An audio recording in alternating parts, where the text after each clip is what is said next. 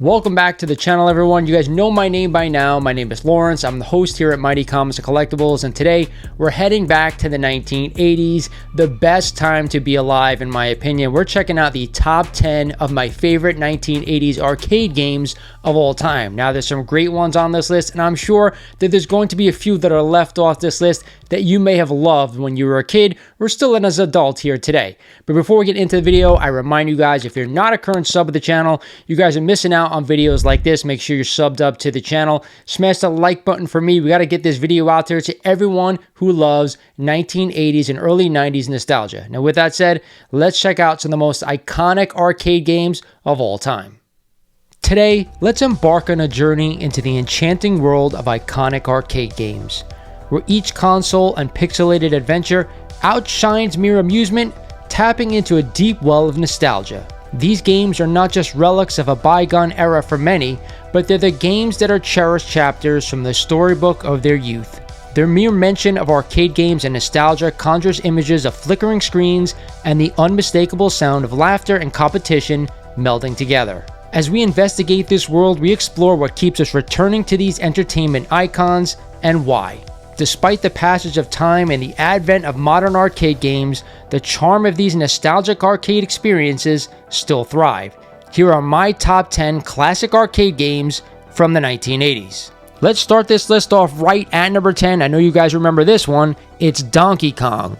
Released by Nintendo in 1981 in Japan, and then immediately after that internationally, the original Donkey Kong features three characters: Donkey Kong, a large antagonistic gorilla, Mario, the overall-wearing protagonist, and Pauline, Mario's girlfriend.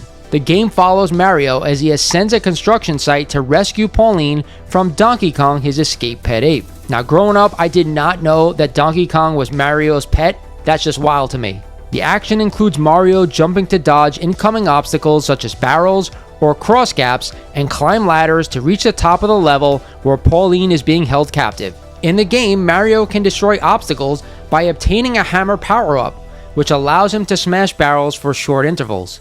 Points are awarded for dodging or destroying obstacles, collecting items, and completing stages quickly. The player begins each game with 3 lives, which they lose if they touch an obstacle or fall. Now, for me, I remember playing this game as a kid at my local pizzeria, and I think a lot of kids in the 1980s, if you had a pizzeria you always went to, they always had a couple of classics, and this one was always in the corner. I had to include this one at number 10 of my all-time favorite arcade games. At number 9, Double Dragon. You guys remember this one? A 1987 beat-em-up developed by Technos Japan and published by Taito. It is the first title in the Double Dragon franchise. In the game, the player takes control of martial artist Billy Lee or his twin brother Jimmy, also known as Hammer and Spike, in the supplementary materials for the American arcade release, as they fight their way into the turf of the Black Warriors gang in order to rescue Billy's girlfriend Marion. The player character has a repertoire of martial arts techniques which they can perform by using the joystick and 3 action buttons: kick, jump, and punch, individually or in combination. The techniques range from basic punches and kicks to more elaborate attacks such as throws and elbow strikes. When playing with another player, one can grab an opponent from behind, allowing the other to attack unimpeded. The player begins the game with a certain number of extra lives and a life gauge which depletes as the player takes hits and must complete each stage within a time limit. 1 life is lost if either the life gauge or timer reaches 0, or if the player's character falls off the bottom of the screen or into a hole, river, or bed of spikes. Certain enemies carry melee weapons which can be knocked out of their hands and picked up to use against them. Available weapons include baseball bats, whips, throwing knives, and dynamite. The first beat-em-up game that I really enjoyed, and I can remember playing this game on my local roller rink, believe it or not. The rink was the place to go in the 1980s if you were a kid. Roller skating, pizza, soda, and of course, some of your favorite arcade classics. At number 8, Rampage. Rampage was developed and published by Bally Midway in 1986. Inspired by monster films, players control a trio of monsters: George, Lizzie, and Ralph. The player can climb any of the buildings, punching them to pieces and reducing them to rubble. Non-playable human characters within the levels can also be punched or grabbed, and food items can be eaten. The player's monster receive damage from enemy bullets, sticks of dynamite, shells, punches from other monsters, and falls. Health was recovered by eating food items such as fruit, roast chicken, or soldiers.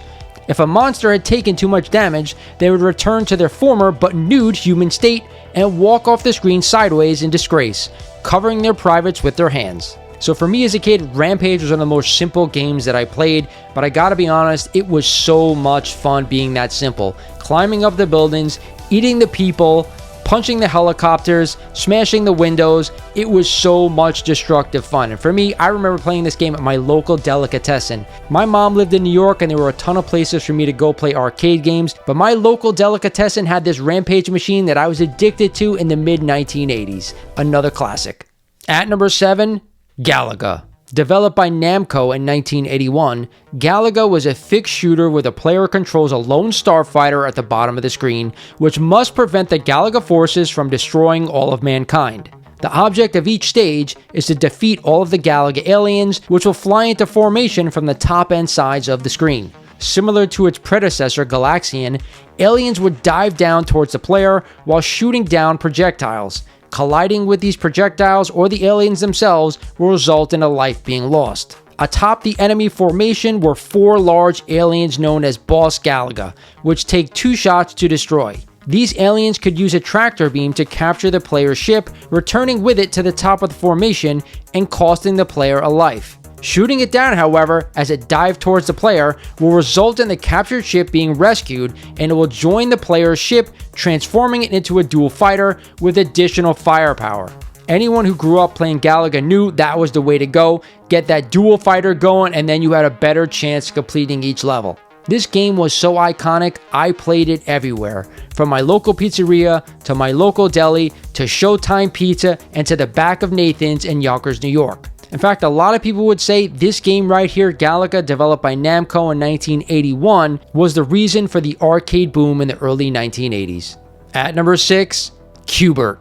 Cubert was developed and published by Gottlieb for arcades in 1982. Cubert himself was the main character who starts each game at the top of a pyramid made of 28 cubes. The object of the game was to move by hopping diagonally from cube to cube. Landing on a cube caused it to change color, and changing every cube to the target color allows the player to progress to the next stage. At the beginning, jumping on every cube once is enough to advance. In later stages, each cube must be hit twice to reach the target color. Other times, cubes change color every time Cubert lands on them, instead of remaining on the target color once they reach it. Both elements are then combined in subsequent stages. Jumping off the pyramid results in the character's death. Cubert's success resulted in sequels and the use of the character's likeness in merchandising such as appearances on lunchboxes, toys, and even an animated television show, which I personally would look forward to every Saturday morning. The Cubert character became known for his swearing and his Cubert sound.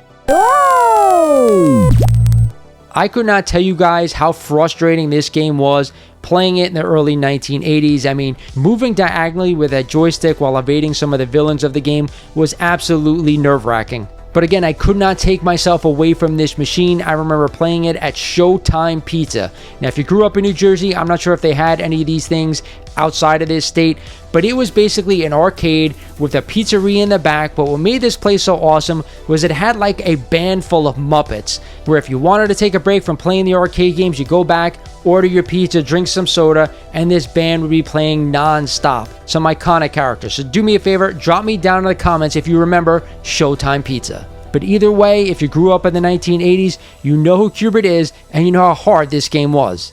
Number 5, Miss Pac-Man. Off the heels of the success of her predecessor, Pac-Man, Miss Pac-Man was born. Developed by General Computer Corporation and published by Midway in 1982, and the very first entry into the Pac-Man series not to be made by Namco. The gameplay was very similar to that of Pac-Man, where the player earns points by eating pellets and avoiding ghosts. Contact with one causes Miss Pac-Man to lose a life. Eating an Energizer or a Power Pellet causes the ghost to turn blue, allowing them to be eaten for extra points.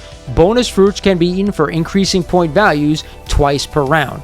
As the rounds progress, the speed increases, and Energizers generally lessen the duration of ghost vulnerability, eventually stopping altogether. So I don't know about you, but I always enjoyed Miss Pac-Man more than I did Pac-Man. I don't know what it was. Maybe it was this iconic sound. Maybe it was the bright pink and blue colors, or maybe it was the added elements to the game that made this one a little more fun. Even to this day, any adult would flock to a Pac-Man or Miss Pac-Man machine because it brings back so many memories, and the incredible simplicity of the game is what keeps it going. Number 4, Donkey Kong Jr. Donkey Kong Jr. was developed and published by Nintendo in 1982. Of course, it was the sequel to the original Donkey Kong, but with the roles reversed compared to its predecessor. Mario is now the villain, and Donkey Kong Jr. is trying to save his kidnapped father, and it was pure magic. There were a total of 4 stages, each with a unique theme. Donkey Kong Jr. can run, jump, and grab vines, chains, ropes to climb higher on the screen. To pass the first 3 stages, Donkey Kong Jr. must reach the key hanging next to his father's cage, whereupon Mario flees while pushing the cage off the screen. In the 4th stage, Donkey Kong Jr. must push 6 keys into locks on the topmost platform to free his father. After a brief cutscene, the player is taken back to the first stage at an increased difficulty. A bonus timer runs throughout each stage, and any points remaining on it are added to the player's score. I don't know what made Donkey Kong Jr. so much more enjoyable than the original Donkey Kong game. The fact that you could do more things, you can climb ropes, avoid some of those crab monsters or whatever they were called, go side to side, go up and down, slide down some of the vines, you name it. The uniqueness of this game made it a hell of a lot more fun than the original, and that's why it's number 4 on my list. But I remember playing this game at Showtime Pizza as well, also at my local deli. An incredible game, still to this day, I cannot get enough of. But I want to hear from everyone out in the comments, were you a Donkey Kong guy or were you a Junior guy? Either way, the Donkey Kong franchise has stood the test of time with multiple games over numerous platforms over the last 30 years. Rounding out the top 3, Paperboy. Paperboy was developed and published by Atari Games and released to arcades in 1985, the year I call the pinnacle of civilization. The player takes control of a paperboy who delivers a fictional newspaper called the Daily Sun along a street on his bicycle. Shout out to the first person that can name the streets in the comments below. The controls consisted of a set of handlebars that could be turned, tilted to steer and control speed, with mounted buttons that could be pressed to throw papers. At the start of the game, the player is offered a choice of 3 difficulty settings: Easy Street, Middle Road, and Hard Way. The latter 2 options double or triple all point values. The street consists of 20 houses, 10 of which are initially decorated in bright colors to mark them as subscribers. The primary goal is to deliver papers to subscribers by throwing them either onto the front porch or into the mailbox, while avoiding obstacles such as cars, skateboards, and rolling tires. Bonus points were awarded for damaging non-subscribers' houses, breaking windows, knocking over tombstones, etc., and hitting certain obstacles with papers. To me, this is what made the game absolutely iconic. I would purposely try to break as many windows as possible and hit as many pedestrians as possible, stopping them right in their tracks. Of course, escaping the running dog was a whole other story. The player had a limited supply of papers and must pick up bundles lying on the ground in order to restock. After completing the route, the player moved on to a training course and could earn points for hitting targets and using ramps to jump over walls, ditches, and holes with an unlimited supply of papers. Now, growing up in the 1980s, I can attest that your bicycle was the best part of your life. It allowed you to go places, do things that we could not do today. So this game was right up every 80s kid's alley. Not only that, we got to destroy things. We could hit people, we could hit dogs, we could hit remote control cars, we could dodge cars, we could outmaneuver pedestrians. Everything was included in this game, and that's what made it so iconic. Being a kid, being destructive, and having fun. I remember playing this game at the Ground Round of all places. I don't know if any of you had a Ground Round near you when you grew up as a kid, but that was another place you can go to have good food and hang out in their small arcade. The 1980s, what a goddamn time to be alive as a kid. Number 2, Popeye. Popeye is based on the comic strip of the same name created by EC Cigar and licensed from King Features Syndicate. The object of the game is for Popeye the Sailor to collect a certain number of items dropped by Olive Oil. Depending on the level, 24 hearts, 16 musical notes, or 24 letters in the word help. All this while avoiding the sea hag, Brutus, and other dangers. The player can make Popeye walk back and forth and up and down stairs and ladders with a 4-way joystick. Popeye could punch bottles thrown at him, but can only hurt Brutus after eating the 1 can of spinach present in each level. Like the other horizontal games of its time from Nintendo, this one was an absolute classic.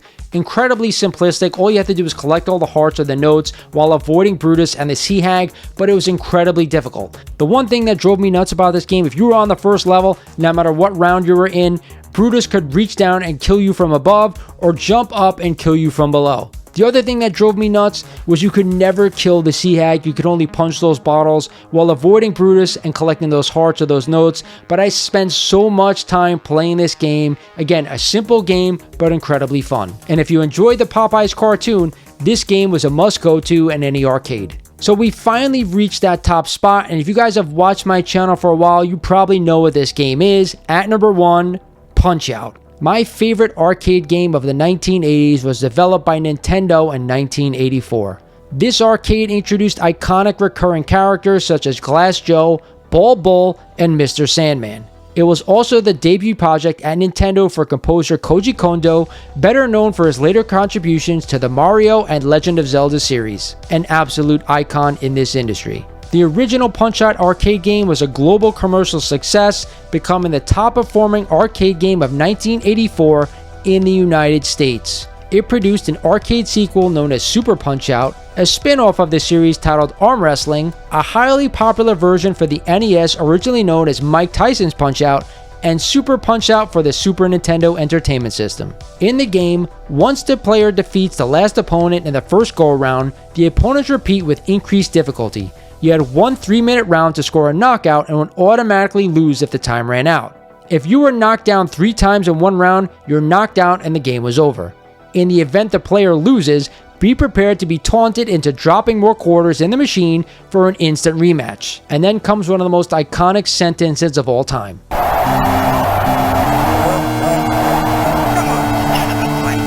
So I don't know about anybody out there, but Punch-Out was my absolute favorite. I played this game anywhere I saw it. In fact, when I was a kid, about 15 years old, I went out and bought a Punch-Out machine. That's right, I've had that game in my house over the past 30 years until we had a fire and it burned to the ground. Regardless, I absolutely love this game. I remember playing it for the first time in Nathan's Arcade in Yonkers, New York. If you're from New York and have been to that Nathan's, do me a favor, comment down below. It was one of the best places to go, not just for hot dogs, but to play your favorite arcade games. But being such a huge fan of this game, not only did I have my own Punch-Out machine, but later on in my life, I actually recreated it with my own mod. Still to this day, I'm looking for a nice solid Punch-Out machine I can purchase to keep in my home. But either way, I had to put this one at the top spot considering I played this game the most growing up as a kid. So I don't know about everyone out there, but this video brought back a ton of great memories. Being an 80s kid growing up with some of these games, I absolutely cherish it to this day. So do me a favor, if you grew up in the 1980s, I want to hear what was your favorite 80s arcade game. Drop it down in the comments. And if you grew up later than that, I still want to hear what was your favorite arcade game that you grew up with. Hope you guys enjoyed the video. This is Lawrence over at Mighty Comics and Collectibles saying thank you for watching. Come on, get up and fight, and I'll talk to you guys soon.